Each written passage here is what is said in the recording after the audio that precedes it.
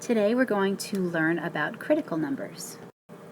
So here's our definition of a critical number. First, our function must be defined at c. So f is defined at c. And we have a critical number at c if the derivative at c is equal to 0 or if the derivative at c is undefined. Okay, so we'll start with a function that is a polynomial. We're going to find the critical numbers of f, and we need to look in two places. First, we look to see where the derivative is equal to 0. So the derivative is 12x cubed minus 12x squared. We set this equal to 0.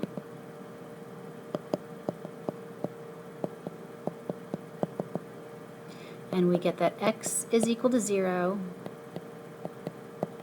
or that x is equal to 1.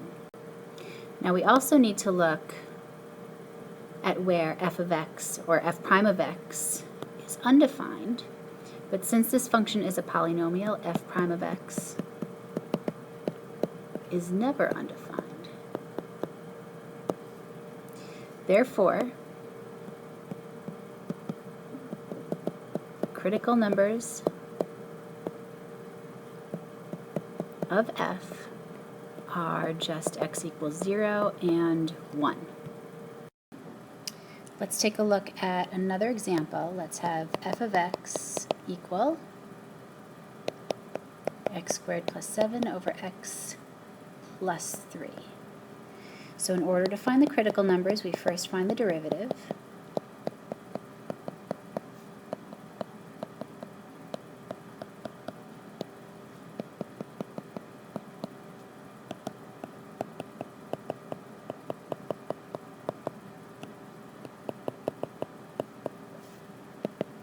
We get x squared plus 6x minus 7 in the numerator and x plus 3 squared in the denominator.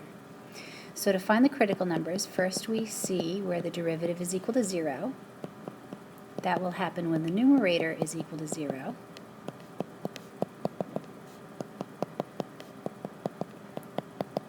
So we get critical numbers at x equals negative 7 and 1.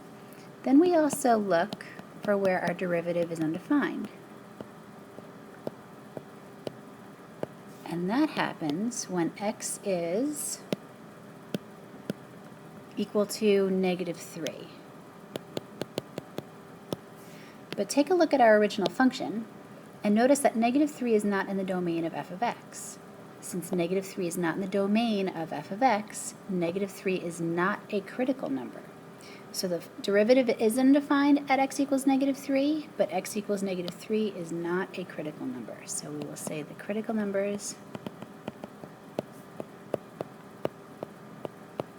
of f are only x equals negative 7 and 1.